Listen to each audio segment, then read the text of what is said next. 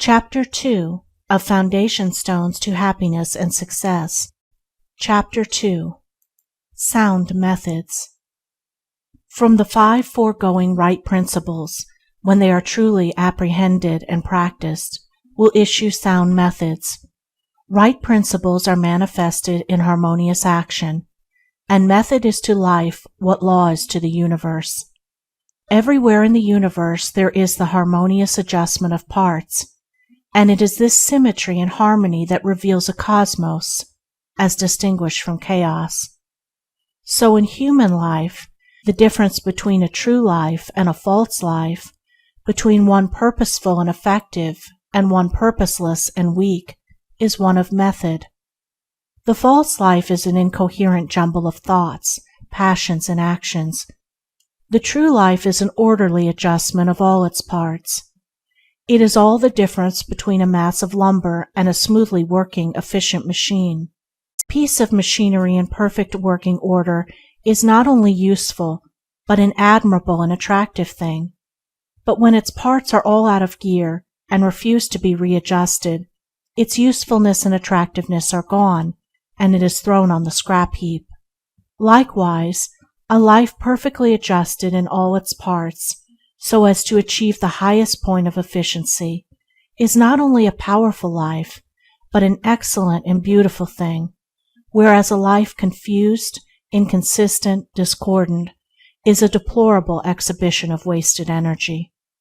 If a life is to be truly lived, method must enter into and regulate every detail of it, as it enters and regulates every detail of the wondrous universe of which we form a part. One of the most distinguishing differences between a wise man and a foolish man is that the wise man pays careful attention to the small things, while the foolish man slurs over them or neglects them altogether.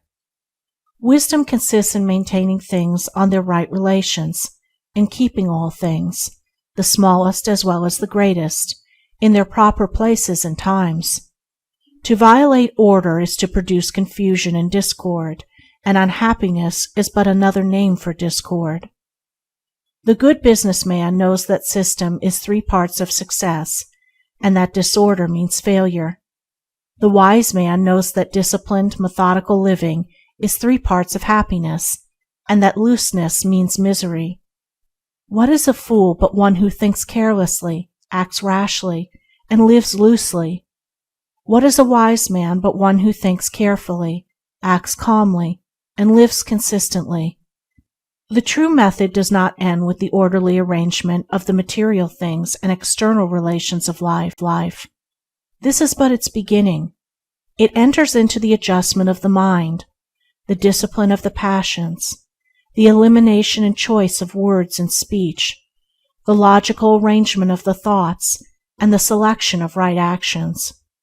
To achieve a life rendered sound, successful, and sweet by the pursuance of sound methods, one must begin, not by neglect of the little everyday things, but by assiduous attention to them.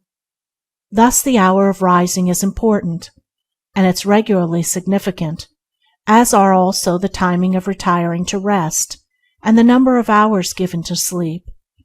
Between the regularity and irregularity of meals, and the care and carelessness in which they are eaten, is all the difference between good and bad digestion, with all that this applies, and an irritable or comfortable frame of mind, with its train of good or bad consequences. For attaching to these meal times and meal ways are matters of both physiological and psychological significance. The due division of hours for business and for play, not confusing the two.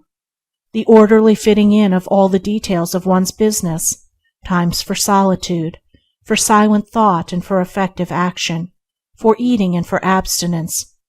All these things must have their lawful place in the life of whose daily round is to proceed with the minimum degree of friction, who is to get the most usefulness, influence, and joy out of life.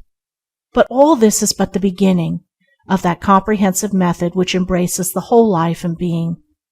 When this smooth order and logical consistency is extended to the words and actions, to the thoughts and desires, then wisdom emerges from folly, and out of weakness comes power sublime. When a man uses his mind as to produce a beautiful working harmony between all its parts, then he reaches the highest wisdom, the highest efficiency, the highest happiness. But this is the end, and he who would reach the end must begin at the beginning. He must systematize and render logical and smooth the smallest details of his life, proceeding step by step toward the finished accomplishment. But each step will yield its own particular measure of strength and gladness. To sum it up, method produces that smoothness which goes with strength and efficiency. Discipline is method applied to the mind. It produces that calmness which goes with power and happiness. Method is working by rule. Discipline is living by rule.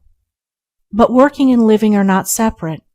They are but two aspects of character, of life. Therefore, be orderly in work, be accurate in speech, be logical in thought. Between these and slovenliness, inaccuracy and confusion, is the difference between success and failure, music and discord, happiness and misery. The adoption of sound methods of working, acting, thinking, in a word, of living, is the surest and safest foundation for sound health, sound success, sound peace of mind. The foundation of unsound methods will be found to be unstable, and to yield fear and unrest even when it appears to succeed, and when its time of failure comes, it is grievous indeed. End of chapter 2. Recording by